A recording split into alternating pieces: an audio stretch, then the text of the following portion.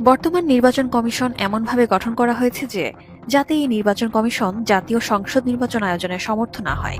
এটি একটি দীর্ঘমেয়াদী ষড়যন্ত্রের অংশ, যা আস্তে আস্তে আমাদের সামনে পরিষ্কার হচ্ছে। বর্তমান অবস্থায় একটি জাতীয় সংসদ নির্বাচন আয়োজন করার জন্য খুব বেশি সময়ের প্রয়োজন নেই। ভোটার তালিকা প্রায় আপ টু ডেট করাই আছে এবং এনআইডির মাধ্যমে ভোটারদের পরিচিতি নিশ্চিত করা যায়।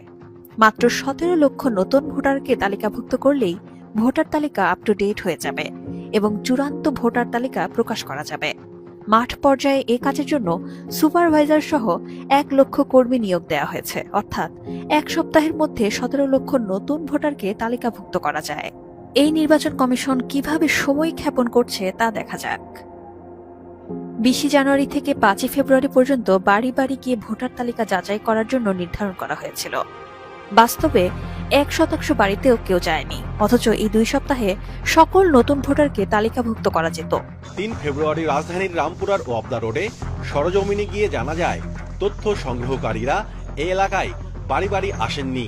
আমাদের এমনি কেউ আসে নাই, আমি বলতে দেখি না। এই যে আপনি আসছেন, ডাক দিচ্ছেন, আমরা আসছি, কিন্তু ওই জায়গায় কেউ আমরা এখন তো আসতে দেখি আসেন। জানা যায় এই সময়ে জামাতের পরামর্শে অতি গোপনে আওয়ামী লীগের ভোটারদের গোপনে বাদ দেওয়া হয়েছে।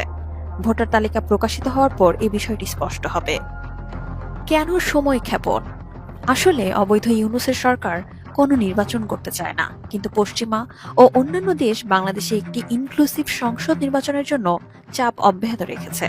ইউনূস বাহিনী জানে নির্বাচন হলে ফলাফল কি হবে, ফলে নির্বাচনের কথা বলে সময় ক্ষেপণ করে বেশি বেশি টাকা পাচার করছে তারা।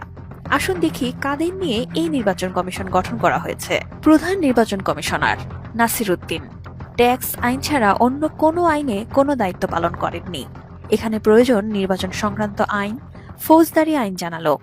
তার মূল যোগ্যতা হলো তিনি ইউনূসের ছাত্র এবং তৎকালীন ছাত্র সংঘ অর্থাৎ শিবিরের সক্রিয় কর্মী ছিলেন। তার পিতা একজন তালিকাভুক্ত রাজাকার ছিলেন। অন্য কমিশনারদের কেউই কোনো দায়িত্বশীল পদ বা অফিস প্রধানের পদে কাজ করেননি। সচিব আক্তার হোসেন, ইনি যুগ্ম সচিব হিসেবে 10 বছর আগে অবসর নেন।